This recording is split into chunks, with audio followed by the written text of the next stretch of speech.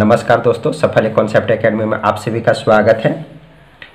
तो दोस्तों, आज हम लोग यहाँ पे भारत का भूगोल की चर्चा करेंगे, इंडियन ज्योग्राफी।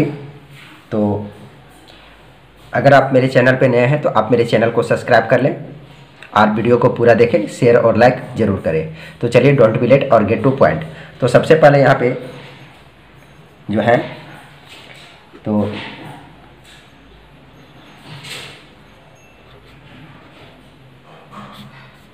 भारत का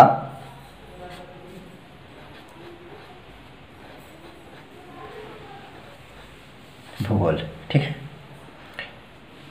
तो ये आपका हो जाएगा इंडियन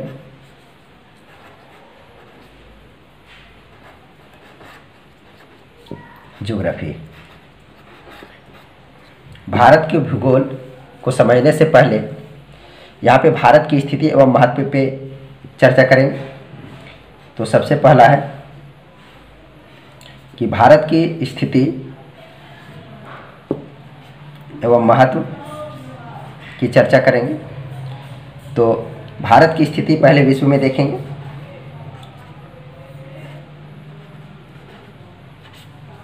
विश्व में भारत की स्थिति और दूसरा महाद्वीप में भारत की स्थिति, ठीक है। अब विश्व में अगर बात करें तो विश्व में भारत की स्थिति को समझने के लिए करना क्या है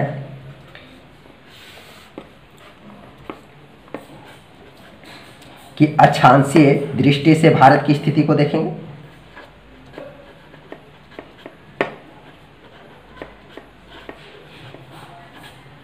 अक्षांशीय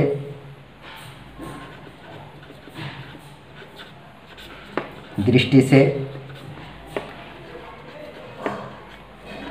भारत की स्थिति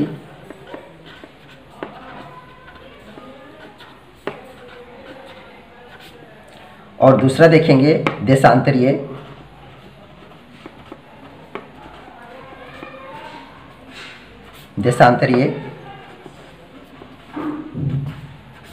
दृष्टि से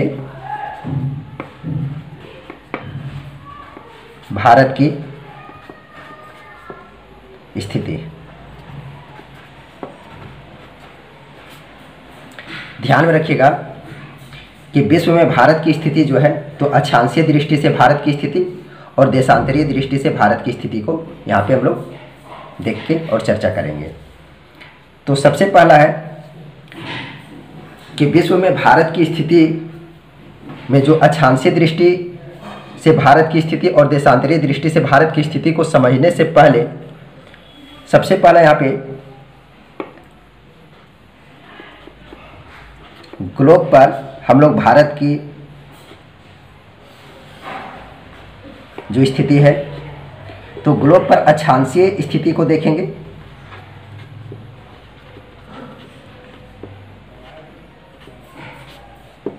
अक्षांशीय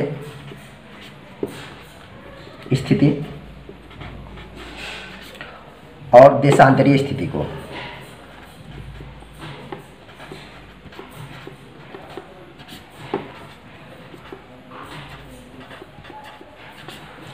ठीक है। तो सबसे पहला ध्यान में आप रखिएगा प्रिय दोस्तों, ग्लोब जो है पृथ्वी का प्रतिरूप है, ये ध्यान में रखिएगा। और ग्लोब पृथ्वी का लघु रूप में एक वास्तविक प्रतिरूप है। तो हम लोग यहाँ पे जो स्थिति है अक्षांशीय स्थिति ग्लोब पे हम लोग यहाँ पे देखेंगे। तो आप यहाँ पे आप देख सकते हैं कि ये आपका ग्लोब का चित्र है और इसी पे हम लोग अक्षांशीय स्थिति को देखेंगे, ठीक है। तो ये आपका ग्लोब का ही आकृति मान लीजिए आप इसे। तो ये आपका 0 डिग्री अक्षांश है। जो ये रेखा जो है तो इसे विषुवत रेखा या भूमध्य रेखा कहते हैं। और ये ध्यान में रखिएगा, ये 0 डिग्री अक्षांश है। और ये जो रेखा है आपका, ये विषुवत रेखा या इसे वृत्त भी कह सकते हैं, रेखा या भूमध्य रेखा।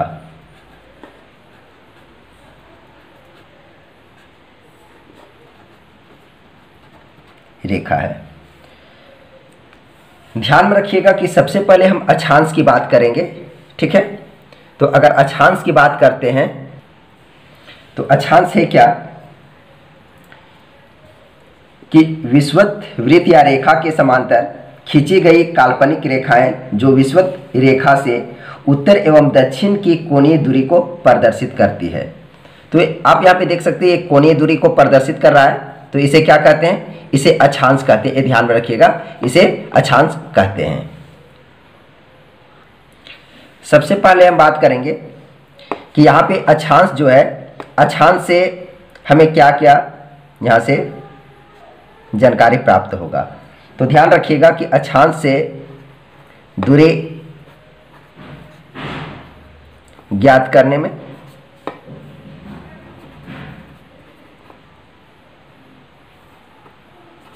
में और दूसरा अगर देखें तो कटिबंधों का निर्धारण में,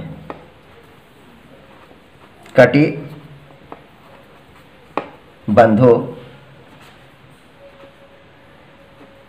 का निर्धारण में।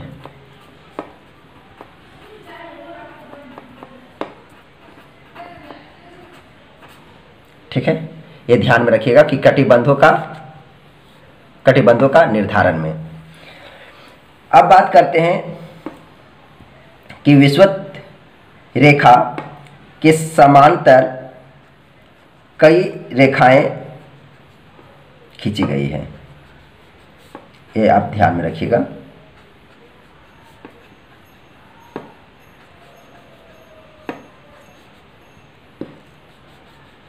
कई रेखाएं हैं। अब हम यहाँ पे बात करते हैं कि जो विषुवत रेखा जो है, तो जो 0 डिग्री अक्षांश पे स्थित है, ये पृथ्वी को 2 बराबर भागों में बांटता है, मतलब अर्धवृत्ताकार। तो अगर हम बात करें तो इसे उत्तरी गोलार्ध या ध्रुव भी बोल सकते हैं, और ये आपका हो गया दक्षिणी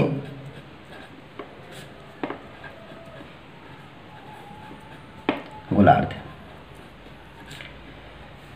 अब सबसे पहला बात हम यहाँ पे ये करेंगे कि अगर हम 0 डिग्री अक्षांश से अगर उत्तरी गोलार्ध की ओर जाते हैं, ठीक है, अगर उत्तरी गोलार्ध की ओर चलते हैं तो क्या परिणाम हो सकता है। तो सबसे पहला हम ध्यान में रखेंगे कि अगर 0 डिग्री अक्षांश से अगर उत्तरी गोलार्ध की ओर चलते हैं तो सबसे पहला है कि तापमान में क्या हो जाएगा, आपका कमी हो जाएगा। तापमान में क्या होगा, तो तापमान में आपका कमी होगा। या अगर 0 डिग्री अक्षांश से अगर हम दक्षिणी गोलार्ध की ओर भी चलेंगे तो भी क्या हो जाएगा, तापमान में आपका कमी हो जाएगा। ये ध्यान में रखिएगा। और यहाँ पे ये भी ध्यान में रखिएगा कि अगर हम 0 डिग्री से उत्तरी गोलार्ध की ओर चलेंगे तो दिन और रात की अवधि में वृद्धि होगा। दिन तथा रात की अवधि में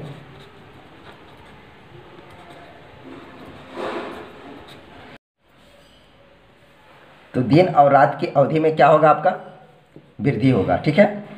और अगर हम 0 डिग्री अक्षांश से अगर दक्षिणी गोलार्ध की ओर चलेंगे तो इधर भी क्या होगा, दिन और रात की अवधि में आपका क्या होगा, वृद्धि होगा। ये आप ध्यान में रखिएगा। ठीक है। अब बात करते हैं कि सबसे पहला यहाँ पे है कि ये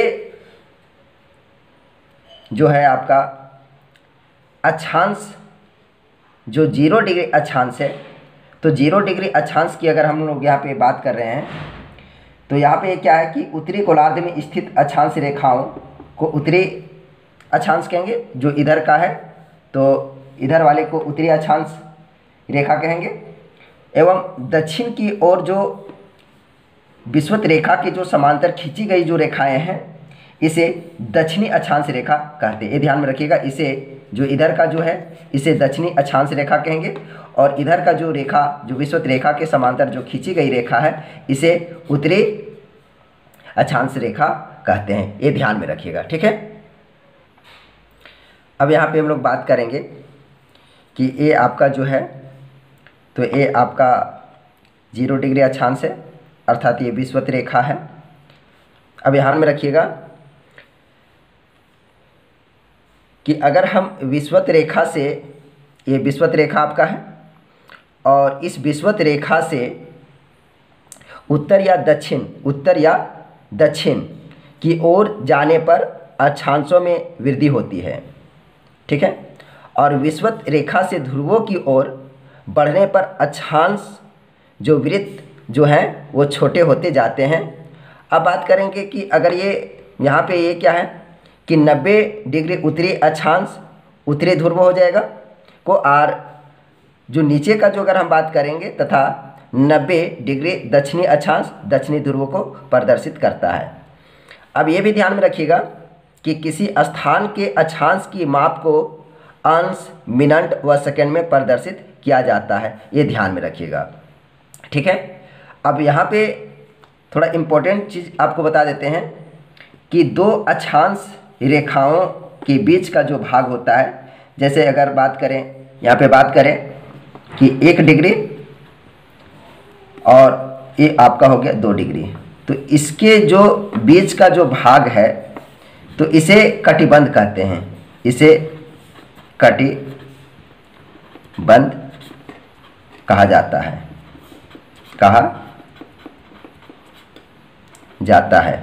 ये आपका क्या हो जाएगा, ये आपका कटिबंध कहलाता है। अब ये भी ध्यान में रखिएगा कि 1 डिग्री बराबर आपका जो दूरी है, अब 2 अक्षांश रेखाओं अगर 1 डिग्री से अगर 2 डिग्री जाना है तो 1 से 2 डिग्री के बीच की जो दूरी आपका होगा वो 111 किलोमीटर होता है, ये ध्यान में रखिएगा, 111 किलोमीटर होता है, ठीक है। अब यहाँ पे बात करेंगे कि यहाँ पे जो ग्लोब पे या पृथ्वी पे जो 0 डिग्री अक्षांश है, तो पृथ्वी पर खींची गई जो अक्षांश जो वृत्त है आपका, तो यहाँ पे विषुवत जो वृत्त है या विषुवत रेखा ये सबसे बड़ा है। विषुवत रेखा से अगर हम 23.5 डिग्री उत्तर की कोणीय दूरी जो है, तो उत्तर की जो कोणीय दूरी है तो इसे कर्क रेखा के रूप में जानते हैं। तो ये आपका हो जाएगा, ये जो है आपका, ये तो आपका विषुवत रेखा है आपका, और ये आपका हो गया कर्क रेखा, ये हो गया कर्क रेखा, ठीक है। और विषुवत रेखा से अगर दक्षिण 23.5 डिग्री तो ये आपका हो जाएगा मकर रेखा, ठीक है। और विषुवत रेखा से अगर 66.5 डिग्री तो इसे आर्कटिक रेखा कहते हैं, ये हो जाएगा आपका आर्कटिक रेखा, ये आपका हो जाएगा आर्कटिक रेखा। देखिए यहाँ पे लिख देते हैं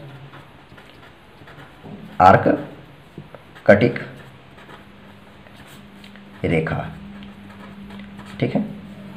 और विषुवत रेखा से अगर हम दक्षिण 66.5 डिग्री चलते हैं तो ये आपका हो जाएगा जो ये है आपका, तो इसे अंटार्कटिक रेखा कहते हैं। अंटार्कटिक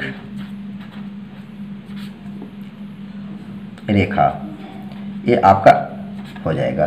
ठीक है, अब बात करेंगे कि जो इसके जो बीच वाला भूभाग है, जैसे कर्क रेखा और मकर रेखा के जो बीच का जो भूभाग है या भाग है, इसे कटिबंध कहते हैं, ये ध्यान में रखिएगा। ठीक है, अब हम बात करेंगे यहाँ पे कि ये जो क्षेत्र है, ठीक है, जो विषुवत-वृत्त जो ये दोनों का जो भाग है, ठीक है, तो इस भाग की अगर बात करें तो इसे कटिबंध कहते हैं, ये ध्यान में रखिएगा। ठीक है, तो अब यहाँ पे बताते हैं आपको कि ये आपका जो है, ये तो आपका विषुवत रेखा है, ये जो आपका है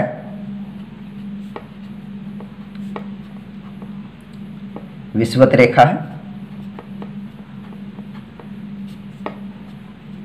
रेखा, और एक कर्क रेखा है, कर्क रेखा जो 23.5 डिग्री की कोणीय दूरी को प्रदर्शित करता है। ये आपका हो गया मकर रेखा जो दक्षिण में 23.5 डिग्री कोणीय दूरी को प्रदर्शित करता है। अब यहाँ पे है कि कर्क रेखा और मकर रेखा के जो बीच का जो भूभाग है, तो इसे उष्ण कटिबंध कहते हैं, इसे उष्ण कटिबंध कहते हैं। ये आपका उष्ण कटिबंध हो गया। अब ये ध्यान में रखिएगा कि ये जो यहाँ पे ये जो रेखा है, तो ये आर्कटिक रेखा है। तो आर्कटिक रेखा और कर्क रेखा के जो बीच का जो भूभाग है, ठीक है, तो इसे उत्तरी शीतोष्ण कटिबंध कहते हैं। इसे उत्तरी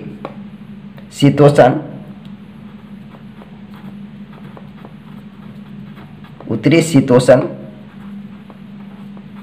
कटिबंध कहते हैं। ये आपका उत्तरी शीतोष्ण कटिबंध हो गया। और ये मकर रेखा और अंटार्कटिक रेखा के बीच का जो भूभाग है, इसे दक्षिणी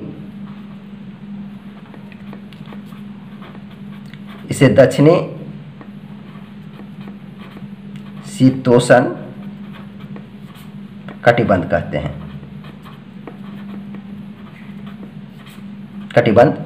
हैं। अब है कि जो ये ध्रुव पे है, तो ये जो भाग है, तो अगर इस भाग की बात करें तो इस भाग को जो दक्षिणी ध्रुव की बात है कर रहे हैं, तो ये जो दक्षिणी ध्रुव है, तो इसे दक्षिणी शीत कटिबंध कहते हैं। दक्षिणी शीत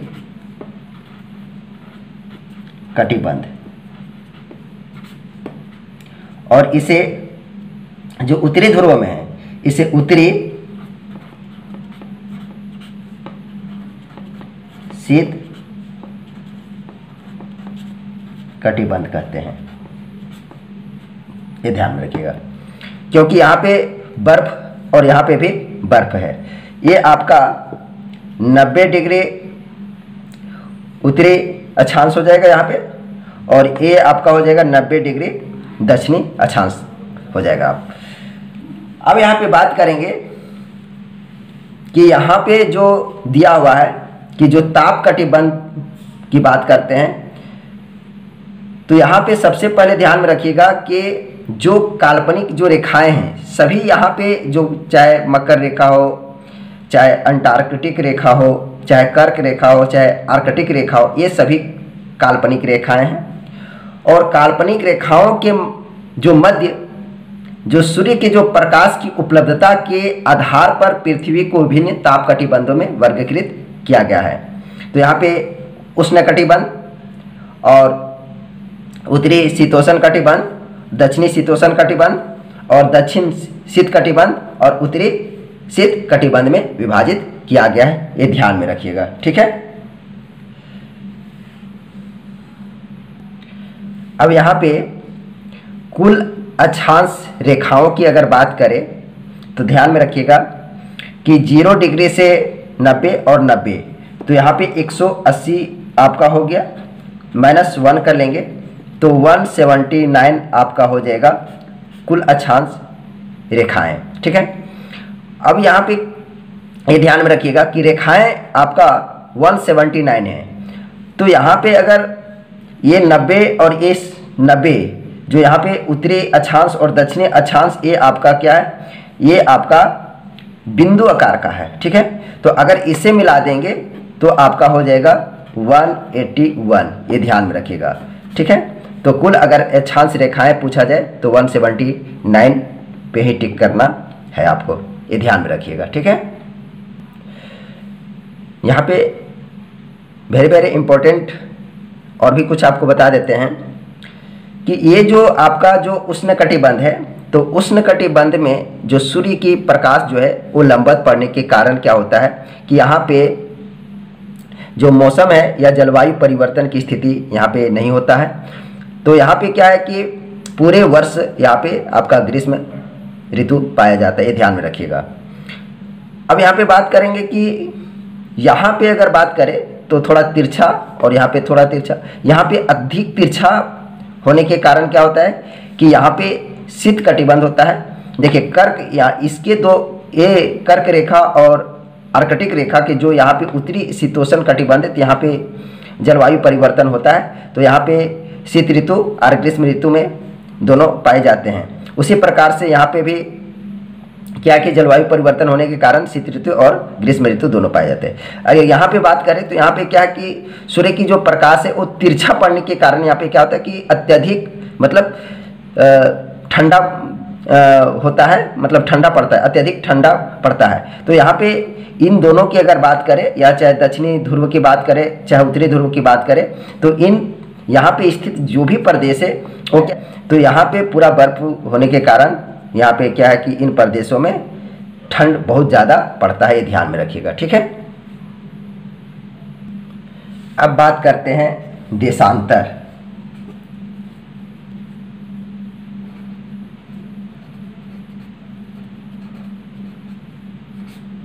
देशांतर, ठीक है।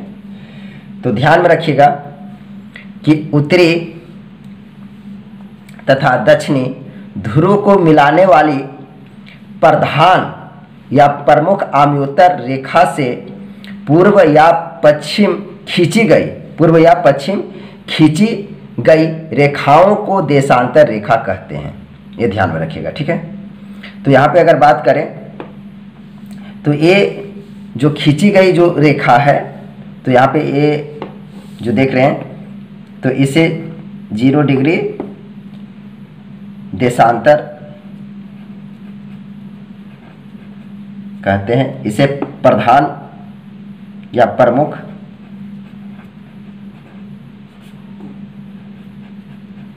आम्योत्तर रेखा भी कहा जाता है, ये ध्यान में रखिएगा। और इसे ग्रीनविच, ये ध्यान में रखिएगा, जो प्रधान आम्योत्तर जो रेखा है इसे ग्रीनविच रेखा भी कहते हैं, ये ध्यान में रखिएगा। ग्रीनविच रेखा, इसे ग्रीनविच रेखा भी कहते हैं, क्योंकि जो ग्रीनविच जो रेखा है वो लंदन की जो इंग्लैंड में लंदन स्थित जो वेधशाला है वहाँ से ये गुजरी हुई है। तो अगर अंतर्राष्ट्रीय समय की बात करें तो इसी ग्रीनविच रेखा से अंतर्राष्ट्रीय समय का मापन होता है, मतलब समय ज्ञात किया जाता है। तो यहाँ पे बात करेंगे कि जो ग्रीनविच जो रेखा है तो इसे GMT अर्थात विच मीन टाइम कहते हैं, और भारतीय मानक समय को IST अर्थात इंडियन स्टैंडर्ड टाइम कहते हैं, जो 82.5 डिग्री पूर्वी देशांतर है, जो कि उत्तर प्रदेश के इलाहाबाद के मिर्ज़ापुर नामक स्थान से ये गुजरती है, और ये भारत का मानक समय इसे ही माना जाता है, ये ध्यान में रखिएगा। ठीक है। अब यहाँ पे बात करेंगे कि दो अक्षांश रेखाओं के बीच के भूभाग, दो अक्षांश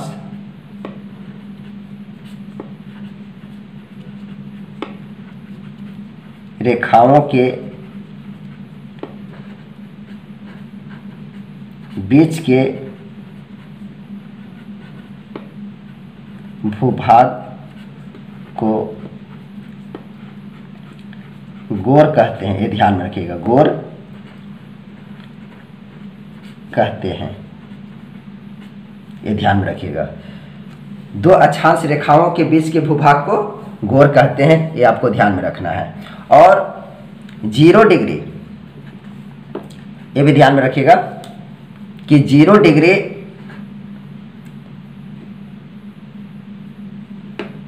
अक्षांश, 0 डिग्री